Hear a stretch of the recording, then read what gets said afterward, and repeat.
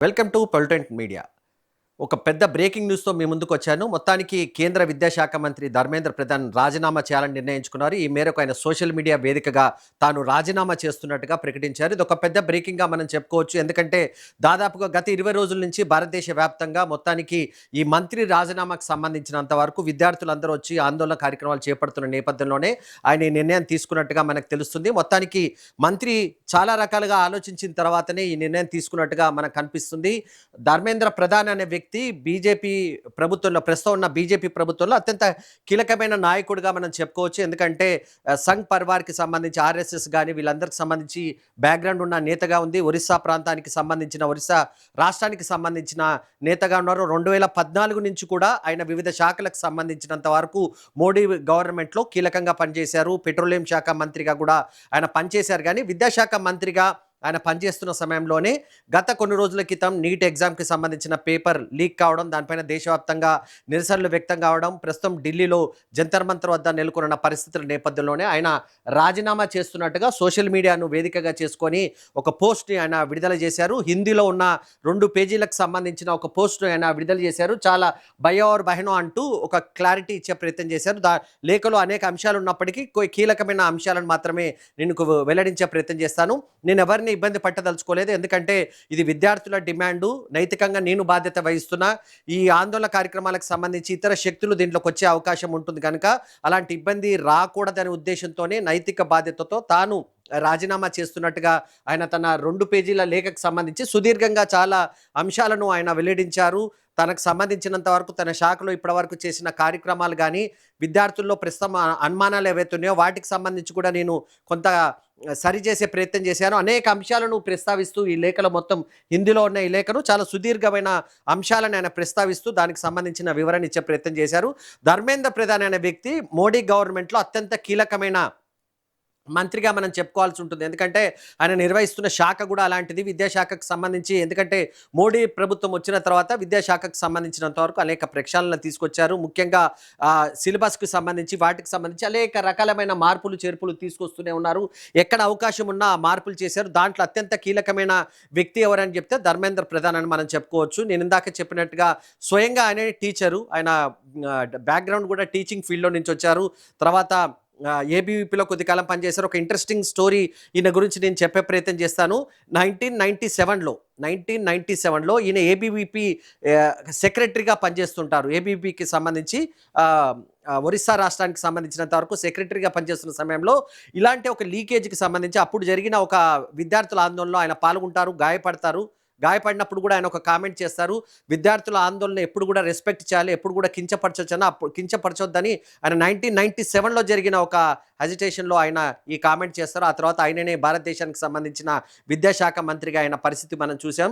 So అత్యంత కీలకమైన సమయంలోనే ఆయన ఈ నిర్ణయం తీసుకున్నట్టుగా తెలుస్తుంది. ఎందుకు ఈ నిర్ణయం తీసుకున్నారనేది కూడా కొంచెం మనం ఆలోచించాలి. ఎందుకంటే ఏ అంశాలు తెరపైకొచ్చాయి, ఏ రకంగా ఆలోచించి ఈ నిర్ణయాలు తీసుకున్నారంటే ఇదొక సంచలనమైన నిర్ణయం అని మనం ఎందుకు చెప్తున్నామంటే గత ఈ 12 ఏళ్లుగా మోడీ గవర్నమెంట్‌లో ఒక మంత్రి రాజీనామా చేయడం, ముఖ్యంగా పబ్లిక్ డిమాండ్‌పై రాజీనామా చేయడం ఇది ఫస్ట్ టైం. ఇప్పటివరకు మోడీ గవర్నమెంట్‌లో ఎవరు కూడా మంత్రి రాజీనామా చేసిన పరిస్థితి కనిపించదు. ఒక్క మంత్రి మాత్రమే రాజీనామా చేశారు. అక్బర్ అని చెప్పేసి సీనియర్ జర్నలిస్ట్ కూడా పనిచేశారు. ఆయన మీ టూ కేసు అనేది ఒకటొచ్చింది. అప్పట్లో అందరికి గుర్తుంటుంది. మీ టూ కేసులో ఆయన పైన ఆరోపణలు వచ్చిన నేపథ్యంలో అది కూడా ఆయనకు ప్రభుత్వం పైన కాకుండా ఆయన వ్యక్తిగతంగా ఆయన పైన ఆరోపణలు వచ్చిన నేపథ్యంలో ఆయన రాజీనామా చేశారు. అదొక్కటే జరిగింది. అది కూడా మొత్తం ప్రభుత్వం పైన రాలేదు. ఆయనకు వ్యక్తిగతమైన అంశానికి సంబంధించి ఆయనకు రాజీనామా చేయాల్సి వచ్చింది. ఆయన ఒక్కరు మాత్రమే రాజీనామా చేశారు. ఆ తర్వాత మోడీ గవర్నమెంట్‌లో ఆయన మోడీ వర్కింగ్ స్టైల్ ఏంటంటే ఆయన గుజరాత్ ముఖ్యమంత్రిగా ఉన్నప్పుడు కూడా ఆయన పెద్దగా మంత్రుల నుంచి రాజీనామాలు చేయించడం ఇవన్నీ గానీ ఆయన ఏమీ చేయలేదు. ఇక్కడికి ఢిల్లీకి వచ్చినప్పుడు ప్రధానమంత్రి అయిన తర్వాత కూడా ఆయన పెద్దగా ఇలాంటి చేసిన పరిస్థితి కనిపించలేదు. సో ఇది ఎందుకు సంచలనం అంటే ఈ కారణం చేతే సంచలనం. మోడీ గవర్నమెంట్‌లో ఎవరు కూడా అంత ఈజీగా మంత్రులు రాజీనామా చేయరు. చాలా స్ట్రాంగ్‌గా ఉంటారు. మనం నిన్న కూడా మాట్లాడుకున్నప్పుడు ఒక అంశం ప్రస్తావనకొచ్చింది. కాక్రోచ్ జనతా పార్టీ నేతలతో జేపీ నడ్డా జరిపిన చర్చల సందర్భంగా ఈ అంశం తెరపైకొచ్చింది. ఆ విషయం పైన కూడా మనం మాట్లాడుకున్నాం. వారి డిమాండ్‌లలో అంటే కాక్రోచ్ జనతా పార్టీ డిమాండ్‌లో కీలకమైన అంశము ధర్మేంద్ర ప్రధాన్‌కి సంబంధించినంత వరకు రాజీనామా చేయాలన్న అంశం తెరపైకొచ్చింది. జనరల్‌గా ప్రభుత్వం దాన్ని ఖండిస్తూ వచ్చింది గానీ, నిన్న జేపీ నడ్డా వాళ్ళు ఒక టైం అడిగారు. 24 గంటల్లో దీనిపైన ఒక నిర్ణయం తీసుకుంటామన్నారు. కరెక్ట్‌గా 24 గంటలు ముగుస్తున్న సమయంలోనే ఆయన రాజీనామా చేసిన పరిస్థితి కనిపించింది. సో, ఎక్కడో చోట్ల ధర్మేంద్ర ప్రధాన్ రాజీనామా చేయాలన్న అంశం తెరపైకొచ్చింది. దాన్ని అంగీకరించే పరిస్థితి కనిపించింది. ప్రధానమంత్రితో చర్చించిన తర్వాతే ఆయన నిర్ణయం తీసుకుంటారు. సో, చాలా విషయాలకు సంబంధించి ఆయన ప్రస్తావిస్తున్నట్టుగా మనకు కనిపిస్తుంది. సో, నెక్స్ట్ ఏం జరగబోతుందన్నది కూడా ఒక ఇంట్రెస్టింగ్ ఫ్యాక్టర్ ఉంటది. ఏంటి ఈ మొత్తానికి సంబంధించిన ఎపిసోడ్‌కి సంబంధించినంత వరకు ఎందుకు కేంద్ర ప్రభుత్వం ఇప్పటి వరకు నిన్నటి వరకు కూడా చాలా వరకు ఆయన రాజీనామా చేయడం సాధ్యం కాదనుకున్నారు. చాలా సందర్భాల్లో కూడా మనం కూడా మాట్లాడుకున్నాం. ధర్మేంద్ర ప్రధాన్‌కి సంబంధించినంత వరకు ఒరిస్సాలో ఆ పార్టీ అధికారం ప్రస్తుతం ఒరిస్సాలో బీజేపీ ప్రభుత్వం అధికారంలో ఉంది. అలా తీసుకురావడంలో బీజు పట్నాయక్ ప్రభుత్వాన్ని పడగొట్టడంలో దాంట్లో గాని, అక్కడ ప్రభుత్వ మార్పులకు సంబంధించినంత వరకు గాని ధర్మేంద్ర ప్రధాన్‌కి సంబంధించిన పాత్ర చాలా కీలకంగా ఉంటది. ఆయన టీచర్ అని నేను ఇందాక చెప్పినప్పటికి చాలా సాఫ్ట్ నేచర్ వ్యక్తిగా చూస్తారు. ఆయన పాత్ర కూడా చాలా కీలకంగా ఉంటది. అందులో భాగంగానే ఆ నిర్ణయాలకు ఆయనకు మొత్తానికి సంబంధించి కేంద్రంలో కూడా ఆయన గౌరవం ఉంటుంది. అందుకోసమే చాలా కాలం నుంచి ఆయన రాజీనామాకు డిమాండ్ వస్తున్నప్పటికీ కేంద్రం ఎక్కడ కూడా దాన్ని అంగీకరించే పరిస్థితి కనిపించలేదు. కేంద్రం మొదటి నుంచి కూడా అన్ని విషయాలు ఓకే. విద్యార్థులకు నష్టపరిహార విషయంలో గాని అదేవిధంగా పరీక్షా విధానంలో మార్పులు గాని 2024కి సంబంధించిన పరీక్షా విధానానికి సంబంధించిన చట్టంలో మార్పులకు గాని, అమెండ్మెంట్‌కి గాని, సవరణలకు సంబంధించి అన్నిటిని అంగీకరించింది గానీ, ఆయన రాజీనామాను నిన్నటి వరకు ఈ క్షణం వరకు కొద్దిసేపటి క్రితం వరకు కూడా కేంద్రం అంగీకరించలేదు గానీ, ఎందుకు ఈ నిర్ణయం తీసుకుందంటే 2 అంశాలు మనకు కనిపిస్తుంది. ఒకటి కేంద్ర ప్రభుత్వానికి ఇది ఒక ఇబ్బందిగా మారింది. ప్రధానంగా ఏంటంటే ఈ లీకేజ్ అంశం పైన దేశవ్యాప్తంగా చర్చ జరుగుతుంది. ఒక రకంగా గత 12 ఏళ్లుగా మోడీ ప్రభుత్వానికి సంబంధించి ఏదైనా ఇష్యూ చాలా ఇబ్బంది పెట్టిందంటే ఇది ఒక్కటిగా చెప్పుకోవచ్చు.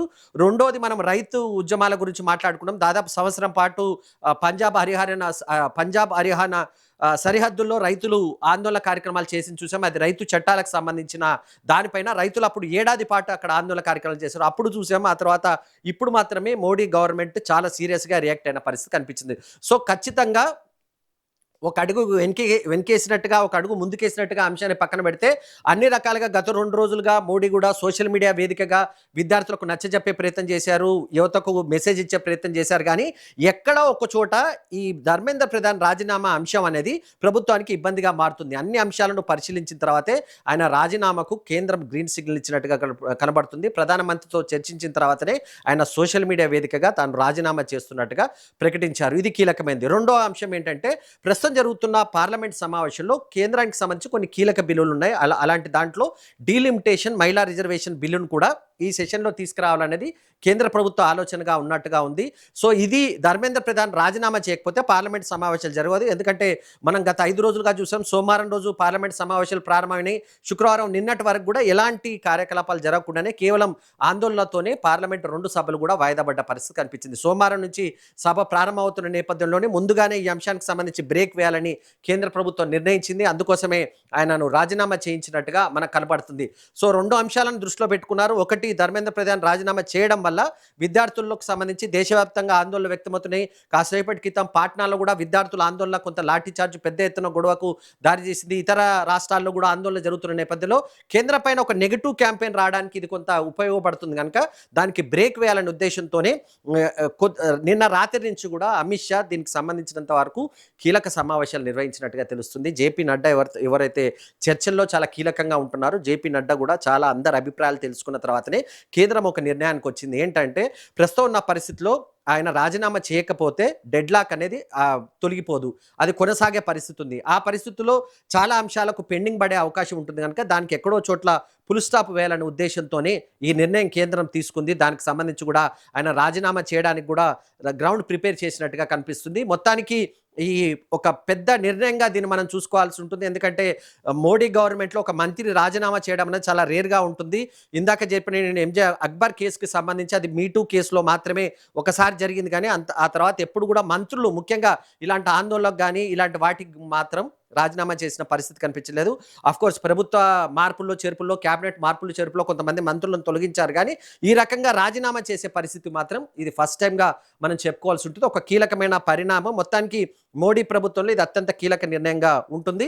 అదే సమయంలో మండే రోజు కూడా ఇప్పటికే ఒక ముసాయిదా బిల్లును తీసుకొచ్చారు. అంశం పైన మండే పార్లమెంట్లో చర్చ జరగనుంది. ముఖ్యంగా ఈ నిర్ణయాలకు సంబంధించి, లీకేజీలకు సంబంధించి, చట్టంలో మార్పులు, ముఖ్యంగా శిక్షలు ఏ రకంగా ఉండాలి, 5 ఏళ్ల నుంచి దాన్ని 10 ఏళ్లకు పెంచడం, ఫైన్ని కేవలం 50 లక్షల వరకు ఉన్న దాన్ని 10 కోట్ల వరకు తీసుకురావడం, వీటన్నిటికీ సంబంధించి కూడా ప్రభుత్వం బిల్లు మండే తీసుకొస్తున్న నేపథ్యంలో ఇవన్నీ జరగాలంటే ఏకైక ఇబ్బందిగా ఉన్న ధర్మేందర్ ప్రధాన్కి సంబంధించిన రాజీనామానే దీనికి పరిష్కారం అని కేంద్రం కూడా అనుకునే ఈ నిర్ణయం తీసుకున్నట్టుగా మనకు అనిపిస్తుంది.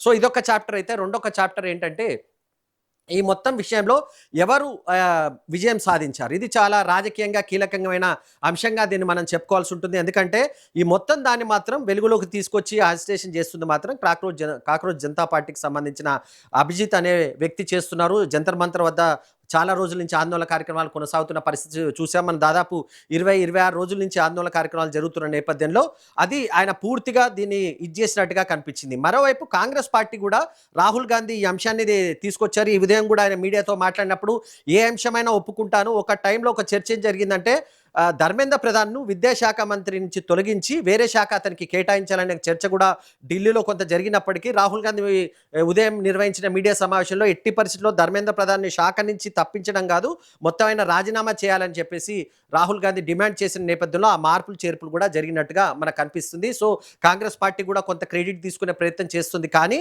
మొత్తానికి యువత పరంగా ఇతర అంశాలను చూస్తే మాత్రం కాక్రోచ్ జనతా పార్టీకి సంబంధించిన అభిజిత్కే మొత్తం కొంత దీనికి సంబంధించినంత వరకు కొంత క్రెడిట్ వచ్చే అవకాశం ఉన్నట్టుగా కనిపిస్తుంది.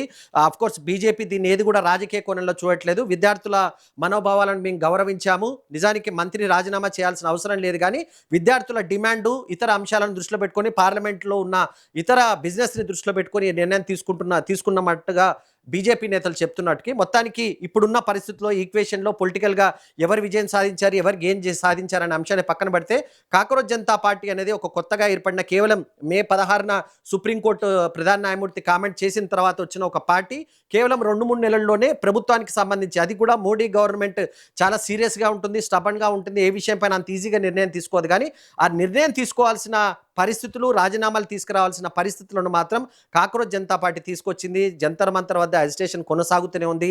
దాంట్లో భాగంగానే నిర్ణయం తీసుకున్నట్టుగా తెలుస్తుంది. అయితే ధర్మేంద్ర ప్రధాన్ రాజీనామా చేశారనే విషయం తెలిసిన వెంటనే జంతర్ మంతర్ వద్ద ఉన్న కాక్రోచ్ జనతా పార్టీకి సంబంధించిన నేతలు కానీ, అభిజిత్ ఆ పార్టీకి సంబంధించిన వ్యవస్థాపకులు అభిజిత్ కానీ వీళ్ళందరూ కూడా పెద్ద ఎత్తున సెలబ్రేషన్ తీసుకున్నారు. ఈ సందర్భంగా అభిజిత్ కూడా మాట్లాడాడు. మొత్తానికి జంతర్ మంతర్ వద్ద ధర్మేంద్ర ప్రధాన్ రాజీనామా చేసిన తర్వాత జరిగిన పరిణామాన్ని ఇప్పుడు ఒకసారి చూద్దాం.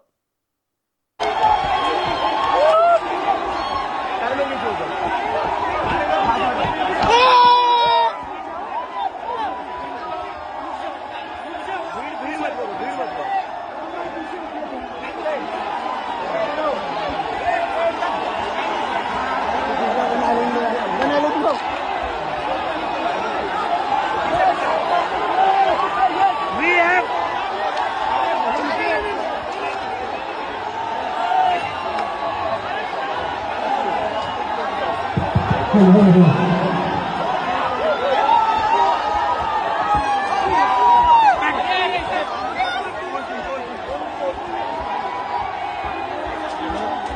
have done it!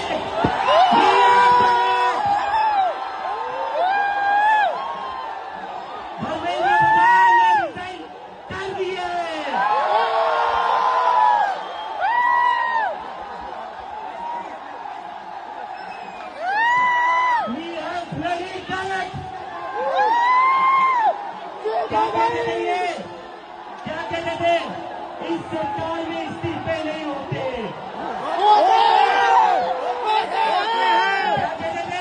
इस सरकार में इस्तीफे नहीं होते। हम कहना चाहते झुकती है दुनिया,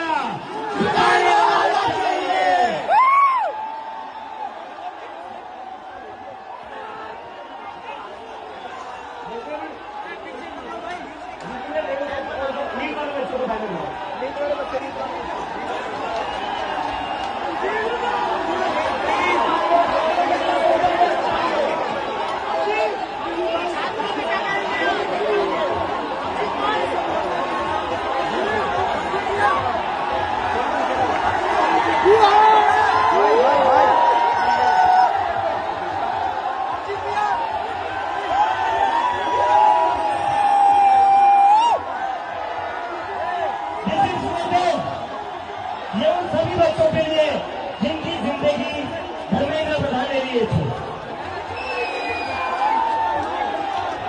प्रदीप मेघवाल, ऋतिक मिश्रा, सिद्धार्थ हेगड़े, भाग्यश्री, अंशिका पांडे, उमेश माली, रेणु मीना, प्रिया कुमारी थापा, शिवानी यादव, अनु गिरना, कहान पटेल, आकांक्षा चतुर्वेदी, रीमा बेगम, मैथिली अशोक सोनोग्रे, अवंतिका मौर्य, जतीन कुमार, गोपिका, शेख सना, व्यक्ति आनंदम, ये वो बच्चे हैं जिनको సెలబ్రేషన్స్ జంతర్ మంతర్ వద్ద జరుగుతున్నాయి. పెద్ద ఎత్తున కార్యక్రమాలు నిర్వహించే ఆలోచనలో ఉన్నారు. నిజానికి ఈ మంత్రి రాజీనామా చేయకపోతే మాత్రం పరిణామాలు వేరే రకంగా ఉండే. మరోసారి పార్లమెంట్ మార్చుకు పిలుపునిద్దాము, లేకపోతే ఇంకొక హెసిటేషన్, ఇంకొక కార్యక్రమాలు కూడా చేపడదామని కాక్రోచ్ జనతా పార్టీ ప్రయత్నించినప్పటికీ ప్రస్తుతానికి మాత్రం